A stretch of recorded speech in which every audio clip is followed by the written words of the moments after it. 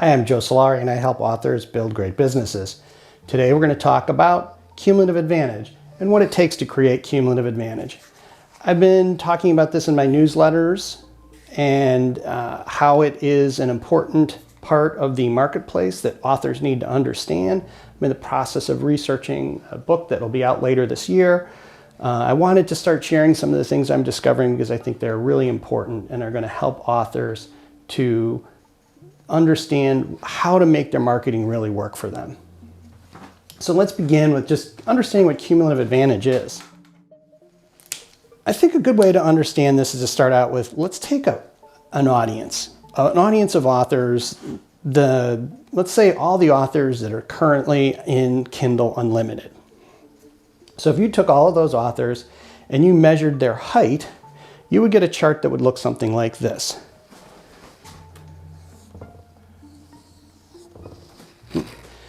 A bell curve, a normal distribution, where the average height would be in the center, and then the extremes would go to the left and right, say short and tall, with the most extreme at each end. Now, if we took those same authors and we plotted their earnings from their books, it wouldn't look anything like this. The chart would look, if this was sales, it would look like this. Sorry, I just do that, but the tail would not go up. Okay?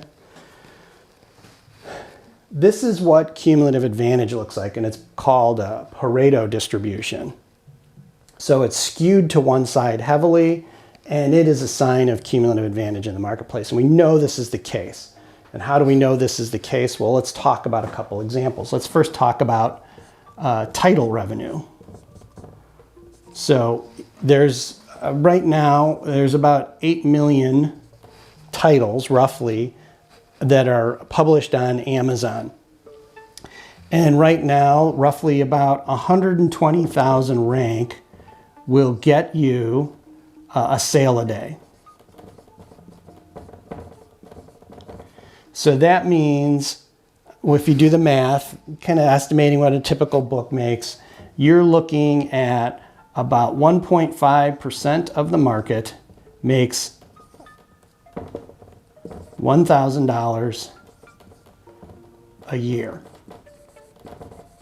Right? So most of the books don't even earn enough to make that. Within that 1.5%, so we're down at this end, is where all the revenue is. And remember, we know of people, clients of mine, that'll have pre-orders that they run for 2 weeks and sell 4,000 or 5,000 titles. So there's a heavy shift to one side.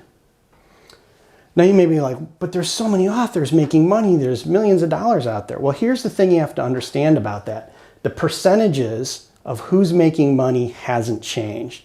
The probability of you making $1 million is still the same probability it's always been. So that probability, P, is the same in this distribution. What's changed is N, the number of authors. So if we go from 100,000 authors to 1 million authors, because you're multiplying this probability against a larger number, you get a larger number of people that fit into that category. So that's how we can see it in the market. But like, what's behind it? And let me give you an example that comes out of something that's pretty simple and we can understand, and that's the finance market. And let's say you are a money manager, and there's 2 other money managers and the S&P 500, right? And another important feature of cumulative advantage is the rounds. It accumulates over time, so there needs to be a patience involved in this. And what you see is the assets that you accumulate in earlier rounds give you benefit in further rounds. So let's say everybody starts out with $100,000.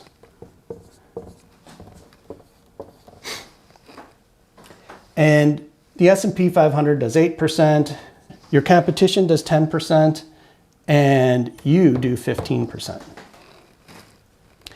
So that means at the end of the first round, you have 115, they have 110. Oop, 110, and this guy's got 108, right? The second round, you go to 132, 121, 116, right? So you can see how, because you're building your advantage upon this base load, it is getting bigger and bigger, and you're breaking away from the group. Make sense? But there's actually some more to it in the sense of what happens with new entrants. If this new guy is coming into the market with money and he's going to do his research, he's going to see, well, you give a better return. So he's going to add his money over here. So now you're going to attract more money on top of what you're already building. This is similar to an audience being built. The other part that happens is attrition. Right? These guys, they're not dumb. They go a few rounds and they say, whoa, wait a minute. I'm going to move my money over here. And in this case, we have a different effect, right? Because if the attrition rate is 5%, right? So -5 here, +5 here, the actual swing that these guys are seeing is 10%, right? So you're going to see this thing build faster and faster. And then there's two other features that come in with cumulative advantage that you need to understand. One is how the opportunity set changes. So once you start being seen as a market leader with cumulative advantage, your opportunity set increases. People bring you more opportunities. They want to run with the big dog. They want to work with the leader in the industry. So you're going to get more opportunities.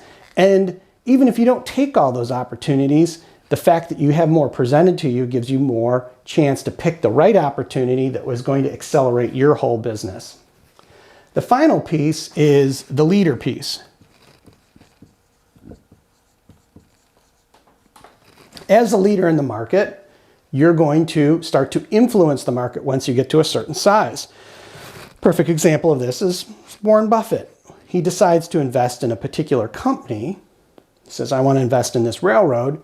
There's follow-on investor from other investors. Why? Just because he's the guy who knows what's going on, right? So we're going to follow what he does. And because he was the first guy there, what ends up happening is his investment goes up. He looks even better.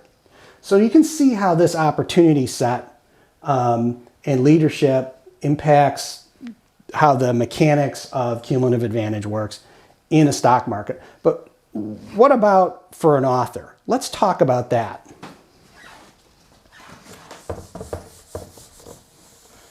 Now, I'm going to use some terms here, and I was actually inspired to use these terms from some research I did. In figuring out all this stuff about cumulative advantage, I found a research study about Japanese bookstores done in the early 2000s, where they were able to look at market data and confirm with their research that cumulative advantage exists in the book market. Now, we all kind of knew it, but this was a study where they actually showed it, and this was far before the advent of digital books and the things that were going on to really get cumulative advantage amplified and the market's bigger. So in their model, they reference, towards the end, different layers and how these things build upon themselves. So I'm going to give props to the research that came up with this, but we're going to talk about these in layers. So we're going to talk about the macro, the meso,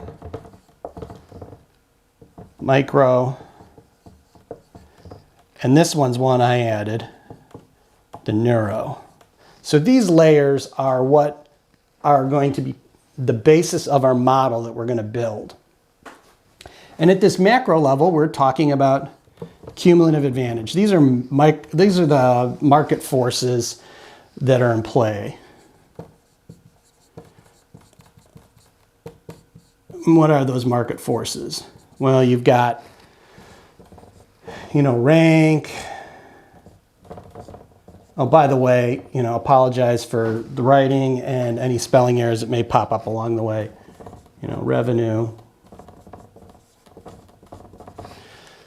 reviews,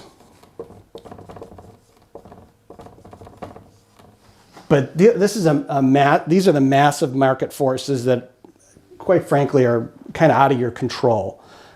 This is where we start to see things happen, but understand that they have a big feedback,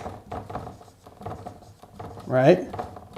They feed back into these other layers, especially down at the micro layer where the individual decision making is done, right? Because when we look at visibility on a platform, it's driven by this macro level. When we look at reviews, it's driven from that macro level.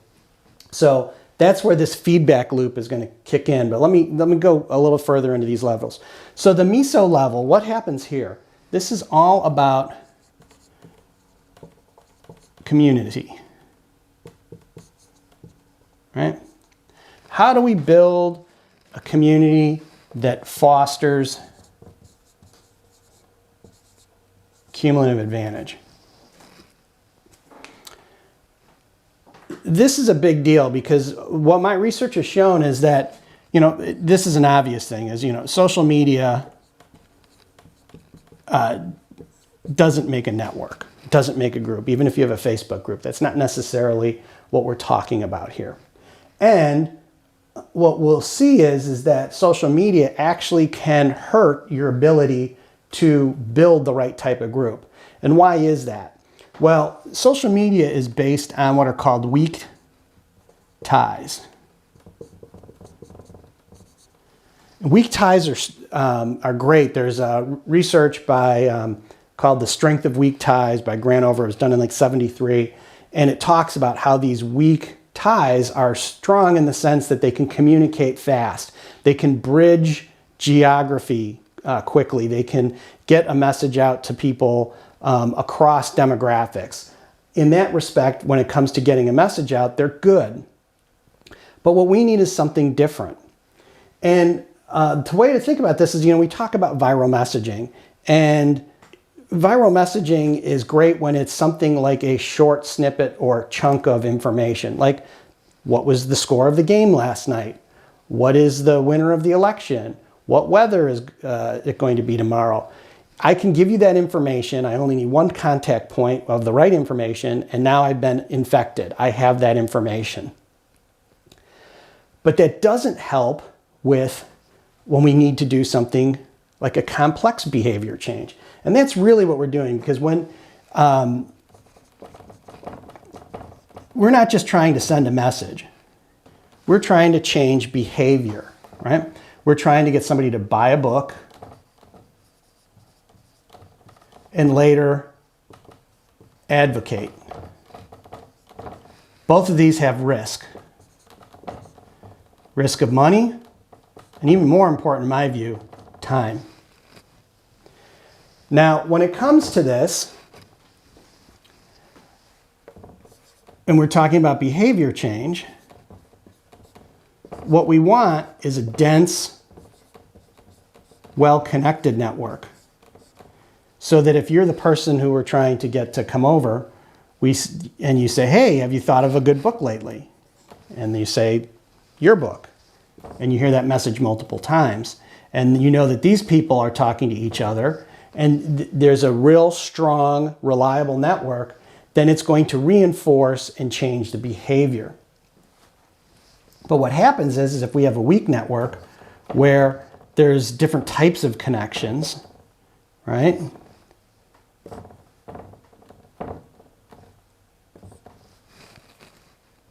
The fact that this guy likes the book, and let's say in this case it takes 3 people to trigger you, and these are the people that are into your books, you never get triggered. So we need to make sure that we're going to structure a community that helps to reinforce and support the behaviors that you want to get into. And I'm not going to get into it specifically how to do it in this talk because it's fairly detailed. So let's kind of go down to the next layer, this micro layer. This is the person, right? This is where we're trying to get them to associate with this group, right? we're trying to get them to adopt behavior, right? And we're looking to, that behaviors we're looking to get them to adopt is buy a book. We want to nurture them and eventually get them to advocate, right? Well, you don't have time to do this for everybody. So we want to design at this layer a system that's going to do this work for us. And again, this is stuff that I've figured out, and I'll help you to understand when I get the full book completed. But a big chunk of this, what I've seen, is getting people to be retained. Like most businesses, we get too focused on winning the new customer, not necessarily retaining the old customer, because they're that principle that we're trying to preserve so that we can use it in future rounds. Now, the next thing is the neuroscopic level. That's my drawing of a brain. This is where your story exists. And understand this, because this is an important part of this thing. Marketers would give their right arm to be able to get access to this part of a customer's brain. And readers willingly open it up to an author. They go into a trance state, and if they're really into your book, go into a flow state while they're reading, and they open up the unconscious to you. And your book is going to the same areas of memory and emotion,